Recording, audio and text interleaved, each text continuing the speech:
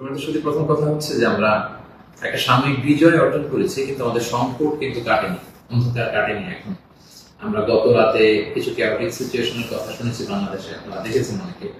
আমি নিজেও খুব ক্লোজলি ফলো করছিলাম, সারা রাত ঘুমাতে পারিনি, ফজর করে আমি ঘুমিয়েছি।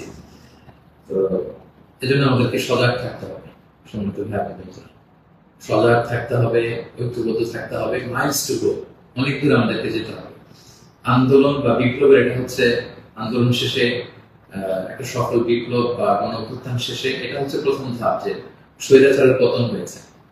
এখন হচ্ছে আমাদের দেশ গড়বার সময়।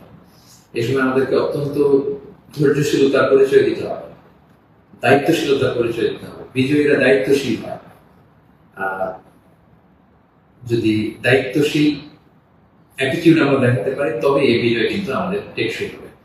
অনেক ধরনের ষড়যন্ত্র আশেপাশে ঘুরপাক খাচ্ছে, দেশি বিদেশি। আমাদেরকে সজাগ থাকতে হবে, সচেতন থাকতে হবে। বিজয় উল্লাসে মেতে আমরা যেন আবার কোনো ভুল করে না বসি, বিপ্লবের পরে কোনো প্রতি বিপ্লবকে যেন আমরা স্থান না দিই। এই হচ্ছে প্রথম রিমাইন্ডার আপনাদের প্রতি। 2 নম্বর যে কথাটা বলবো, আমাদের বাংলাদেশে আমরা মুসলিমরা ছাড়াও আমাদের হিন্দু ভাই বোনরা আপনার সাথে আমরা একসাথে মিলেমিশে একাকার একসাথে আমরা থাকি। আমাদের খ্রিস্টান ভাই বোনেরা আছেন, বৌদ্ধ ভাই বোনেরা আছেন। সংখ্যালঘুদের কোন উপাসনালয়ে যেন কেউ আক্রমণ করতে না পারে, এটা খেয়াল করতে হবে। কিছু ঘটনা আমরা শুনেছি যে বিভিন্ন জায়গায় হিন্দুদের মন্দিরে আক্রমণ করা হচ্ছে, অগ্নিসংযোগ করা হচ্ছে। এটা কিন্তু অনেক বড় ধরনের একটা ষড়যন্ত্র। আমরা বছর 2 আগে আমার মনে আছে যে কুমিল্লাতে নানুয়া দিঘির পারে হনুমানের পায়ের উপরে কোরআন রেখে কি তুলকালাম কাণ্ড হয়ে গেল। যারা ক্ষমতা ছেড়ে পালিয়েছে তারাই দেখা যাবে যে ভাড়াটে করা লোকজন দিয়ে সেখানে আগুন দিয়ে আল্লাহু আকবার স্লোগান দিবে, নারায়ে তাকবীর, আল্লাহু আকবার স্লোগান দিয়ে বোঝাতে চাইবে যে ইসলামপন্থীদের কাজ এটা, মাদ্রাসার ছাত্রদের কাজ এটা। এত কাঁচা কাজ যেন আমরা না করি, আমরা যেন তাদের এই ফাঁদে পা না দিই, আমরা যেন সচেতন থাকি। বিশেষ করে মাদ্রাসার ছাত্র ভাইদেরকে, আমরা কলিজার টুকরা মাদ্রাসা, আলিয়া মাদ্রাসা, কওমি মাদ্রাসার ছাত্র ভাইদেরকে আমি বলবো, আপনারা আপনাদের নিজ নিজ থানা, গ্রামের, এলাকা হিন্দু মন্দিরগুলো নিজ দায়িত্বে পাহারা দেন। প্যাট্রোলিং করবেন, ভাগ করে করে, সকালে বিকালে কারা দায়িত্ব পালন করবেন। মাদ্রাসার শিক্ষক যারা আছেন তারা এটা দেখভাল করেন। সামনের 1-2 দিন খুবই গুরুত্বপূর্ণ। আমরা চাই না যে আমাদের বিজয়টা এভাবে নষ্ট হয়ে যায়। এই জাতীয় ষড়যন্ত্র যারা করছে তাদের ষড়যন্ত্রকে আপনারা নস্যাৎ করবেন সংঘবদ্ধ ভাবে। এটা আমাদেরকে খেয়াল রাখতে হবে। কিছু অগ্নিকাণ্ড বা বিচ্ছিন্ন ঘটনা যদি ঘটে, দেখা যাবে যে যারা এই বিজয়ে খুশি না তারা এটাকে ইন্টারন্যাশনালি তারা এটা প্রোপাগেট করবে। তারা বলবে যে Bangladesh is on terrorist attack, জঙ্গি অ্যাটাকে কবলে পড়েছে বাংলাদেশ, অনেক ন্যারেটিভ তারা দাঁড় করাবে এবং এটা করতে তারা বড় করবে। আমরা এত সহজে এই বিজয়কে নষ্ট হতে দিব। আমার 2 নম্বর রিমাইন্ডার হচ্ছে আমার প্রিয় বিপ্লবী ভাই এবং বোনদের প্রতি, বিশেষ করে মাদ্রাসার ছাত্র ভাইদের প্রতি, আপনারা খেয়াল করে সংখ্যালঘুদের কোন স্থাপনাতে, উপাসনালয়ে যাতে এই জাতীয় ঘটনা না ঘটে ক্লোজ অবজারভেশন করুন, পাহারা দিয়ে নিরাপত্তা দিন। এটা আমাদের দায়িত্ব। আমরা এবার যদি ভুল করে ফেলি তাহলে বাংলাদেশ ইসলাম অনেক পিছিয়ে যাবে। বাংলাদেশ সমৃদ্ধ বাংলাদেশ গড়বার স্বপ্ন এটা অনেক পিছিয়ে যাবে। 3 নম্বর যে কথাটি আমি শেয়ার করতে চাই সেটা হচ্ছে, আমরা প্রায় বলি যে ইতিহাসের সবচেয়ে বড় শিক্ষা হচ্ছে যে মানুষ ইতিহাস থেকে শিক্ষা নেয়। আমরা যেটা দেখলাম প্রায় 1.5 যুগ ধরে বা 1.5 দশক ধরে যে ক্ষমতাসীন দলটি ছিল, তারা যখন আজকে বিদায় নিল, বিদায় তো না, বেসিকলি তারা বাধ্য হয়ে ক্ষমতা ছেড়ে পলায়ন করেছে। তো তাদের বিদায়টা আসলে কেমন হলো যদি আমরা একটু বিশ্লেষণ করি, অ্যানালাইসিস করি, যে আপনার ক্ষমতার দাপটে বাকি মহিষে 1 ঘাটে পানি খেতে এরকম অবস্থা। এসএসএফ আপনাকে সিকিউরিটি দিত, আপনার সামনে বহর, পেছনে বহর, কত সিকিউরিটি, কত ন্যাশনাল প্রোটোকলের ব্যবস্থা আপনি করেছেন। কিন্তু আজকের বিদায়টা আপনার কেমন হয়েছে? পুরো দেশব্যাপী গণধিক্কার, ঘৃণা, বদদোয়া ছাড়া কিছু আপনি হাসিল করতে পারেন না। এ থেকে আমাদের রাজনীতিবিদদের, আমাদের সকলের শিক্ষা গ্রহণ করা উচিত। আপনার বিদায় কেউ কাঁদেনি, কেউ কোনো সংবর্ধনা দেয়নি, সহমর্মিতা জানায়নি, বরং আপনার অস্তিত্বই ছিল হুমকির মুখে। আল্লাহ তাআলা বলেন যে আমি হচ্ছি ক্ষমতার মালিক, আমি যাকে চাই, কুলিল্লাহুম্মা মালিকাল মুলক তুতিল মুলকা মান তাশা ওয়া তানজিউল মুলকা মিম্মান তাশা ওয়া তুইজ্জু মান তাশা ওয়া তুযিল্লু মান তাশা বিয়াদিকাল খায়র ইন্নাকা আলা কুল্লি শাইইন কাদির। আল্লাহ তাআলা হচ্ছেন ক্ষমতার মালিক, যাকে চান ক্ষমতার চেয়ারে বসান, যাকে চান সেখান থেকে টেনে হিচড়ে ক্ষমতার চেয়ার থেকে তিনি নামান। তিনি যাকে চান সম্মান দেন, যাকে চান তিনি অপদস্থ করেন, লাঞ্ছিত করেন। তার জলজান্ত প্রমাণ আমরা গতকাল কিন্তু দেখেছি। এবং তিনি হচ্ছেন ফাআলুল লিমা ইউরিদ, তিনি যখন যা চান তাই করতে পারেন। এর জন্য তাকে কারোর কাছে জবাবদিহি করতে হয় না, রিপোর্টিং করতে হয় না। তিনি কুন ফায়াকুনের মালিক, তিনি হতে দেরি হয় না। তিনি পাহাড়কে দরিয়া করেন, দরিয়াকে পাহাড় করেন। তিনি সম্মানিতকে অপদস্থ করেন। তিনি সমাজের লাঞ্ছিত অপমানিত লোকটাকে সম্মানের চেয়ারে বসিয়ে দিতে পারেন। তিনি হচ্ছেন আল্লাহ সুবহানাহু ওয়া তাআলা। মনে রাখতে হবে তিনি ক্ষমতার মালিক। আমরা যেন এটা ভুলে না যাই, ক্ষমতার চেয়ার পেলে আমরা যেন ভুলে না যাই যে আমি ক্ষণিকের জন্য এসেছি। সামনে যারা ইন্টারিম গভর্নমেন্টাল লিড দিবেন, 3 মাস 6 মাস পরে জাতীয় ইলেকশন পরে যখন আমাদের নতুন সরকার আসবে, তারা যখন ক্ষমতার চেয়ারে বসবেন, নিজেকে এই রিমাইন্ড যেন আমরা দিই, আমরা যেদিন বিদায় নিব, যেদিন ক্ষমতায় থাকবো, সেদিন আমি আমাকে কেমন যেতে চাই, সেই হিসাবটুকু করে যোগ বিয়োগ দিয়ে যেন আমরা ক্ষমতায় থাকাকালীন সময় আমাদের অ্যাক্টিভিটিস গুলো পরিচালনা করি। সো এই ইতিহাস থেকে আমরা বারবার শিক্ষা নিতে ভুল করি, হোঁচট খাই, আমরা যেন এটা না করি। আমি আমাদের জাতীয় নেতৃবৃন্দদেরকে বলবো, যারা আসন্ন নির্বাচনে নির্বাচিত হয়ে আসবেন, বাংলাদেশকে নেতৃত্ব দিবেন, নতুন প্রজন্মের বা পুরাতন অভিজ্ঞদের মধ্যে থেকে যারা মিলে সরকার গঠন হবে সামনে ইলেকশন শেষে, আপনারা মেহরবানি করে এই শিক্ষাটুকু আপনারা নিবেন। এবং বাংলাদেশে এটা তো আমরা দেখে এসেছি ছোটবেলা থেকেই, একদল ক্ষমতা চাইলে অন্য দলের লোকেরা তাদের উপর কিভাবে আক্রমণ করে যেদিন তারা ক্ষমতা থেকে যায়, আবার তারা ক্ষমতা আসলে তারা যখন ক্ষমতা ছেড়ে অন্য বিরোধী দল তাদের উপর আক্রমণ করে। এই রেশারেশি আক্রমণ আমরা চাই না, আমরা এর অবসান চাই। আমরা ইতিহাস থেকে শিক্ষা নিতে চাই। আমরা একটা সমৃদ্ধির বাংলাদেশ ঐক্যবদ্ধভাবে একসাথে হাতে হাত রেখে কাঁধে কাঁধ মিলে গড়ে তুলতে চাই। এটা হচ্ছে আমার 3 নম্বর রিমাইন্ডার। 4 নম্বর রিমাইন্ডার হচ্ছে, গতকাল আমরা দেখেছি যে স্বৈরাচারের পতনের ঘোষণার মধ্য দিয়ে পুরো বাংলাদেশ, পুরো লাল সবুজের পতাকা, পুরো 18 কোটি মানুষ আনন্দ উল্লাসে ফেটে পড়েছে। আমরা আল্লাহ শুকরিয়া আদায় করেছি। আমরা হাফ ছেড়ে বেঁচেছি, আমরা স্বস্তির নিঃশ্বাস ফেলেছি। আমরা নতুন করে একটা স্বাধীন বাংলাদেশ পাওয়ার একটা আকাঙ্ক্ষা আমাদের হৃদয়ে জেগেছে। শুনে সত্যি, কিন্তু দুঃখের ব্যাপার হলো আমরা মাঝে মাঝে আবেগে অথবা লোভে পড়ে তবে হৃদয়ের জ্ঞান হারিয়ে এমন কিছু করে ফেলি যেটা আমাদের এই বিজয়কে, আমাদের অ্যাচিভমেন্টকে প্রশ্নবিদ্ধ করে, এটা ন্যায্যতাকে প্রশ্নবিদ্ধ করে। গতকাল আমরা দেখেছি যে উল্লাসিত জনতা তারা জাতীয় সংসদ ভবনে ঢুকে পড়েছে, গণভবনে ঢুকে পড়েছে। সেখানে যে লুটপাট, চুরি, যা বলা যায়, এগুলো সব ধরনের কাজগুলো করেছে। এবং এগুলো কিন্তু লাইভ ব্রডকাস্ট হয়েছে, বিশ্বব্যাপী ছড়িয়েছে। আপনারা আসলে কি মেসেজ দিলেন? আমাদের দেশের ছাত্র জনতা তারা কি লুটপাট করে? যারা ক্ষমতা ছেড়ে পারলো তারা তো এটাকে ইন্টারন্যাশনালি প্রোপাগান্ডা বানাবে যে দেখুন কিরকম লুটপাট, চুরি, আক্রমণ, এগুলোর মধ্যে দিয়ে তারা গণভবনকে দখল করছে। তারা একটা ইস্যু বানাবে। সো এই ব্যাপারটাকে আমি খুবই অপছন্দ করেছি, খুবই। আমি বলবো না যে শিক্ষিত ছাত্র জনতা এমন করেছে, যেহেতু উল্লাসিত জনতা সেখানে ঢুকে পড়েছিল। এখানে ভালো মানুষ ছিল, খারাপ মানুষ ছিল, ছিচকে চোর ছিল, টোকাই ছিল, তারা এগুলো করেছে। কিন্তু আমি দেখে অবাক হয়েছি, মাঝে মাঝে অনেক ভালো ফ্যামিলির ছেলে পেলে অথবা নামাজি দেখে প্র্যাকটিসিং মনে হয়, তারাও এরকম ছবি দিয়েছে। কেউ গণভবনের বালিশ, কেউ চেয়ার, কেউ টেবিল, কেউ পাঙ্গাস মাছ, কেউ ফ্রিজের খাবার, যে যেরকম পেরেছে করিডোর করেছে। এটা আমার চোখে এসেছে। এবং গণভবনের নেম প্লেট নিয়ে আসছে। তো এই এতটুকু বিবেকবোধ বা চিন্তা শক্তি কি আমাদের নাই যে এটা তো রাষ্ট্রীয় সম্পদ, নিজের সম্পদ না, এটা তো ভাগ বটোয়ারা হচ্ছে না। আপনি যে গণভবনের চেয়ার নিয়ে আসলেন, 3 মাস পরে যে আমাদের নিজেদের ভোটে নির্বাচিত আমাদের ট্রু লিডার যিনি হবেন, আমাদের প্রধানমন্ত্রী, তিনি কোথায় বসবেন? তার চেয়ার তো আপনি চুরি করে নিয়ে আসছেন।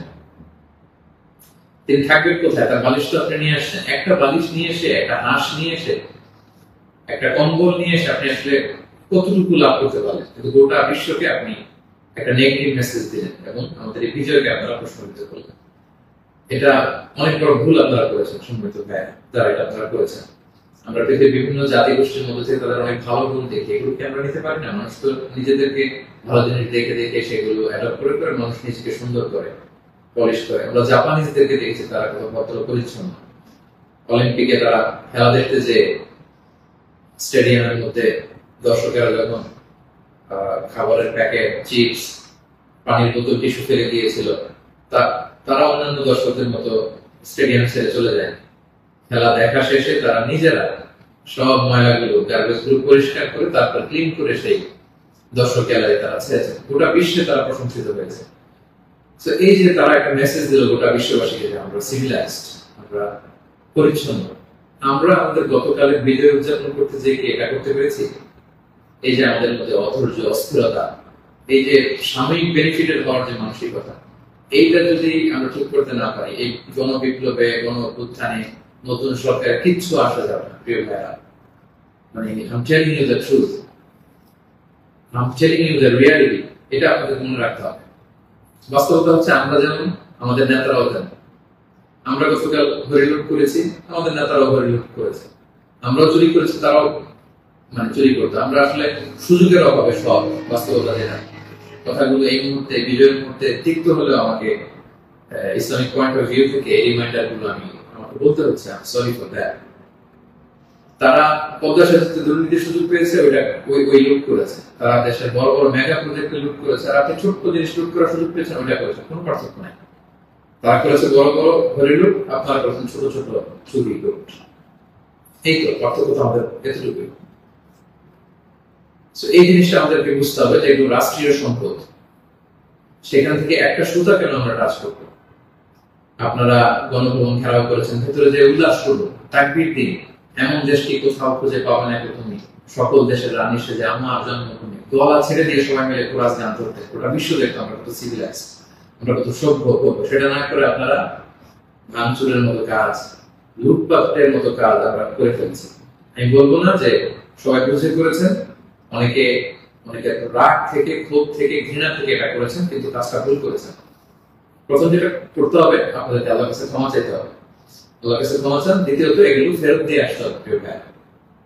আমাদের ছাত্র বন্ধুরা এগুলো কালেকশন করছে, এবং ছাত্র ভাইদেরকে আমি বলবো যারা এগুলো আবার রিটার্ন দিতে আসবে তাদেরকে যেন আমরা ব্লেম না করি, পার্সোনাল না করি। তারা তাদের রিয়েলাইজেশন থেকে নিয়ে আসছে, এগুলো তারা রিসিভ করুন। কারণ এগুলো রাষ্ট্রীয় সম্পদ। নতুন গভর্নমেন্ট আসলে আবার নতুন করে রাষ্ট্রীয় অর্থ ব্যয় করে এগুলো আমাদেরকে আবার মেরামত করতে হবে, ঠিক করতে হবে সঙ্গে সঙ্গে।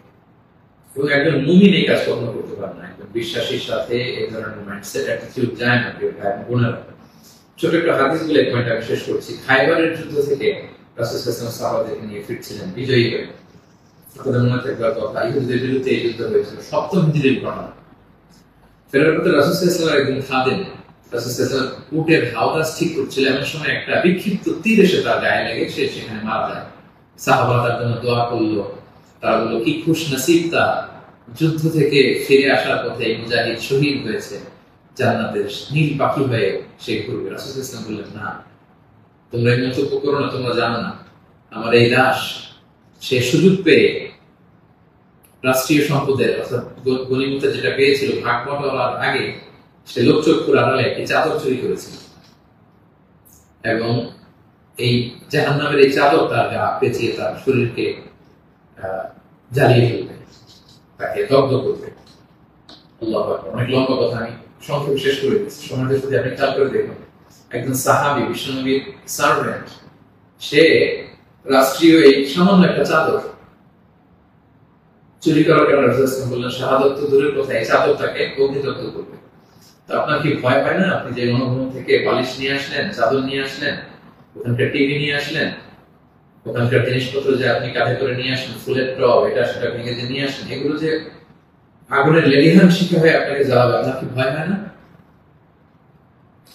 এই মাইন্ডসেটের যদি আমরা থাকি, কোন ভালো নেতাই আমাদের কিছু করতে পারবে না। 18 কোটি জনগণের এই হাইলি পপুলেটেড দেশে কেউ এসে কিছু করে দিয়ে যেতে পারবে না যদি আমরা নিজেরা না শুধরাই। আমরা এটা ভুল করেছি, আমরা অনুতপ্ত হব, অনুশোচিত হব। যারা আমার আলোচনা শুনেন, আমাকে পছন্দ করেন, আমি হাত জোর করে অনুরোধ করব প্রত্যেকটি জিনিস আপনারা ফেরত দিয়ে আসবেন। এগুলো রাষ্ট্রীয় সম্পদ, কোন রাষ্ট্রীয় সম্পদকে তো সুরক্ষা করার অধিকার আল্লাহ আমাদেরকে দেন। আল্লাহ আমাদেরকে বোঝাতে উদ্যোগ করুন। 5 নম্বর যে পয়েন্টটি বলবো সম্মানিত ভাই বোনেরা, গত রাত থেকে এখন পর্যন্ত আমি শুনেছি যে কাইন্ড অফ সিভিল ওয়ারের মতো একটা অবস্থা, গৃহযুদ্ধের মতো অবস্থা, থানা জ্বালিয়ে দেওয়া, ভিন্ন রাজনৈতিক মতাবলম্বী যারা, তাদেরকে সুযোগ পেয়ে আক্রমণ করা, হতাহতের ঘটনা কিন্তু ঘটেছে। এইরকম চালিয়ে গেলে আমাদের বিজয় কিন্তু যে কোনো মুহূর্তে নষ্ট হয়ে যেতে পারে। এবং আমি সেনাবাহিনীকে বলবো, অস্থায়ীভাবে সামনে 2-1 দিনের জন্য আপনারা আর্মি ডেপ্লয় করুন সব জায়গায়, প্রতিটি থানায়, প্রতিটি ইউনিয়নে, প্রতিটি জেলায়, just to confirm and ensure the security. Interior government যখন আসবে তখন তাদের দিক নির্দেশনা অনুযায়ী তাদের লিডারশিপে আপনারা সহযোগিতা করবেন, কাজ করবেন। কিন্তু এই হানাহানি, মারামারি, রক্তপাত থামানোর জন্য, সংঘাত থামানোর জন্য আমার মনে হয় আমাদের প্রাণের ব্যাটালিয়ন সেনাবাহিনীকে আমি এই অনুরোধ করবো যে জরুরি ভিত্তিতে দেশের এই সমস্ত জায়গায়, থানাগুলোতে, মন্দিরগুলোতে যেখানে সংঘাত হওয়ার সুযোগ আছে সেখানে আর্মিতে ডেপ্লয় করা হয়। তা না হলে যে পরিমাণে হতাহতের ঘটনা ঘটেছে, এটা যদি আর 1-2 দিন চলতে থাকে এরকম, এবং সুযোগ পেয়ে একে আক্রমণ করা, ওকে আক্রমণ করা, ঝাল ক্ষোভ মেটানো, বা ভিন্ন রাজনীতি হওয়ার কারণে এতদিন তারা জুলুম করেছে, আজকে তার বাড়ি জ্বালিয়ে দিব, তার ছেলে মেয়েদের অত্যাচার করবো, তার উপর আক্রমণ করবো, এটা যদি আমরা করি তাহলে আমরা ভুল করে ফেলবো। আমি আগেই বলেছি যে বিজয়ীরা দায়িত্বশীল হয়, দায়িত্বশীলতার পরিচয় দিতে হবে, তাহলে এই বিজয়টা টেকসই হবে। তা না হলে এভাবে লুটপাট শুরু হলে বলবে যে এই স্বৈরাচারী সরকার এত থেকে ভালো ছিল, এখন তো দেখে দেশের অবস্থা আরো খারাপ। এরকম কোন কমেন্ট যদি কেউ করার সুযোগ না পায়, কেউ যেন এই চান্স নিতে না পারে, একটা গৃহযুদ্ধের দিকে যেন আমরা চলে না যাই। আল্লাহ তাআলা আমাদের দেশকে হেফাজত করুন। এবং যারা বড় বড় অপরাধী ছিল, ক্রাইম করেছে, অবশ্যই তাদেরকে আইনের হাতে তুলে দিন, তাদেরকে ধরে রাখুন, বেঁধে রাখুন, পুলিশের হাতে দিন, সেনাবাহিনীর হাতে দিন, সংঘবদ্ধভাবে তাদেরকে আটকে রাখুন, তাদেরকে দেশ ছাড়তে, দেশ থেকে পালাতে আপনারা বাধা দিন। এই কাজটুকু করুন। এটা ছিল 5 নম্বর রিমাইন্ডার। 6 নম্বর রিমাইন্ডার, খুব রিসেন্টলি হোপফুলি আজকে ইন্টারিম গভর্নমেন্টের রূপরেখা যারা থাকবেন সেটা বলা হবে, খুবই গুরুত্বপূর্ণ। আমি লাইভও দেরি করতে চাচ্ছি না, আমি উৎসুক হয়ে আছি এই নিউজ শুনবার জন্য। কিন্তু বর্তমানে যেহেতু সেনাবাহিনী সবকিছু নেগোসিয়েট করছে, এবং আমাদের বৈষম্য বিরোধী ছাত্র আন্দোলনের ভাইদেরকে, সেনাবাহিনীর দায়িত্বশীলদেরকে আমি বলবো যে এখনো কিন্তু সন্ত্রাসী গোষ্ঠী বা অপশক্তি দেশের বিভিন্ন জায়গায় আছে। বিশেষ করে আমরা বিভিন্ন সময় দেখেছি যে ছাত্রদের হাতে আমরা রামদা, হকি স্টিক, তারপর অস্ত্র আমরা দেখেছি। বিভিন্ন সময় আমরা ছাত্রলীগের ছাত্রদের হাতে আমি দেখেছি যে তারা সাধারণ ছাত্রদেরকে আক্রমণ করতে, একটা সারাশি অভিযান চালিয়ে গোটা দেশের ছাত্রলীগের যত সন্ত্রাসী আছে তাদের হাত থেকে এই অস্ত্রগুলো সিজ করতে হবে। শুধু ছাত্রলীগই না, এটা উদাহরণ হিসেবে বললাম, যত ছাত্র সংগঠন আছে কারো হাতে যদি কোনো আগ্নেয়াস্ত্র, অস্ত্র এগুলো পাওয়া যায়, খুব জরুরি ভিত্তিতে এগুলো পুরো দেশের সাহসী অভিযান চালিয়ে এগুলো সিজ করতে হবে। কোন ছাত্রের হাতে, কোন সিভিলিয়ানের হাতে কোনো গান, কোন রামদা, এগুলো যেন আমরা কখনো না দেখি। ছাত্ররা রামদা নিয়ে ক্যাম্পাসে তারা দাপট দেখাবে, এই দৃশ্য আমরা যেন বাংলাদেশে না দেখি। এরকম একটি পরিবেশ যেন আমরা তৈরি করতে পারি। আমি সেনাবাহিনীর কাছে অনুরোধ জানাবো, আমি সামনে যে ইন্টারিম গভর্নমেন্ট হবে তাদের কাছে অনুরোধ জানাবো, বৈষম্য বিরোধী ছাত্র আন্দোলনের ভাইদেরকে এই বিষয়ে গুরুত্ব দেওয়ার জন্য অনুরোধ জানাবো। কারণ আমি বিভিন্ন ভাবে আমাদের কিছু সোর্স আছে, আমরা জেলায় জেলায়, থানায় থানায় এরকম হতাহতের ঘটনা শুনেছি। সেগুলো আমাদেরকে নিয়ন্ত্রণ করতে হবে। সবশেষে সম্মানিত ভাই বোনেরা, আমি এই কথা বলে শেষ করতে চাই যে আমাদের ধৈর্যের পরিচয় দিতে হবে, আমাদেরকে শান্তি শৃঙ্খলা রক্ষার সর্বোচ্চ চেষ্টা করতে হবে। প্রতিহিংসার রাজনীতি আমরা বাংলাদেশে আর দেখতে চাই না, আমরা হানাহানি, মারামারি এটা দেখতে চাই না। আমরা জাতি, ধর্ম, বর্ণ নির্বিশেষে আমরা সবার প্রতি মানবিক হতে পারি, আমরা সেটা চাই। আমরা চাই মেরিটোক্রেসির ভিত্তিতে আমাদের দেশ চলবে। দেশের যতটি চাকরি দেওয়া হবে, পদায়ন হবে, যারা সচিব হবেন, যারা বিসিএস ক্যাডার হবেন, যারা সরকারি আমলা হবেন, প্রতিটা চাকরি যেন মেধার ভিত্তিতে হবে। Meritocracy should be the national policy of Bangladesh, our new Bangladesh, our new independent Bangladesh. আমি দায়িত্বশীলদের কাছে অনুরোধ করছি, আমাদের ন্যাশনাল কয়েকটা পলিসি থাকা দরকার। সিঙ্গাপুরের 3-4টা জাতীয় পলিসির মধ্যে একটা হচ্ছে মেরিটোক্রেসি। রাষ্ট্রীয়ভাবে যেন ঘোষণা দেওয়া হয় যে মেরিটোক্রেসির ভিত্তিতে আমাদের বাংলাদেশ চলবে। আমাদের বিচার বিভাগ সম্পূর্ণ স্বাধীনভাবে, এখানে কেউ হস্তক্ষেপ করতে পারবে না। কোনো চাঁদাবাজি আমাদের বাংলাদেশে চলবে না, কোনো ঘুষ বাংলাদেশে চলবে না। একটা সমৃদ্ধির বাংলাদেশ আমরা যেটা স্বপ্ন দেখি, আমরা যে স্বাধীন বাংলাদেশের স্বপ্ন দেখি, আমরা যেন একসাথে সেটা করতে পারি। Together we rebuild hour nation again, ইনশাআল্লাহ। সম্মানিত সুধী, আমি এই আহ্বান জানিয়ে শেষ করব, কেউ আইন শৃঙ্খলা অবনতি ঘটাবেন না, সংঘাতে জড়াবেন না, আইন নিজের হাতে তুলে নেবেন না। সংখ্যালঘু ভাইদের দিকে দৃষ্টি রাখুন, কারণ এইটাকে তারা টার্গেট করে একটা প্রতি বিপ্লব, দেশে একটা ক্যাওটিক সিচুয়েশন তৈরি করবে এবং পুলিশ বাহিনী, সেনাবাহিনী, বিমান বাহিনী, র্যাব, আনসার, বিডিআর, প্রত্যেকটি বাহিনীকে আমি বলবো যে আপনাদের কাঁধে অনেক বড় দায়িত্ব। দেশের শান্তি, শৃঙ্খলা, সিকিউরিটি, নিরাপত্তা নিশ্চিত করে এগুলো আপনাদের দায়িত্ব। আসুন আমরা সবাই হাতে হাত রেখে, কাঁধে কাঁধ মিলে আমাদের নতুন বাংলাদেশ গড়ে তুলি। এই সামনের 1-2 দিন খুবই ক্রুশাল। আপনারা কেউই অস্থির, অধৈর্য হয়ে রাগে বসে বিভিন্ন থানা জ্বালিয়ে দেওয়া হচ্ছে, আমি শুনছি। সাধারণ পুলিশদের উপর আক্রমণ করা হচ্ছে। প্রিয় ভাইয়েরা, পুলিশরা খুব অল্প বেতনের চাকরি করে, তারা আমাদেরকে নিরাপত্তা দেয়। তো তারা উপরের অর্ডারে এতদিন এগুলো করেছে, তাই বলে আপনি পুলিশের উপরে আক্রমণ করতে পারেন না। আপনার দলের বিরোধী বলে আপনি তাদেরকে আক্রমণ করতে পারেন না। সুযোগ পেয়ে আপনি এই অন্যায় ভয়টার ব্যবহার আপনি করতে পারেন না। আমরা যেন সুশৃঙ্খল থাকি, আমরা যেন দায়িত্বশীলতার পরিস্থিতি, একটা মানবিক বাংলাদেশ, একটা সাম্যে পরিপূর্ণ, একটা সমৃদ্ধ বাংলাদেশ আমরা দেখতে চাই।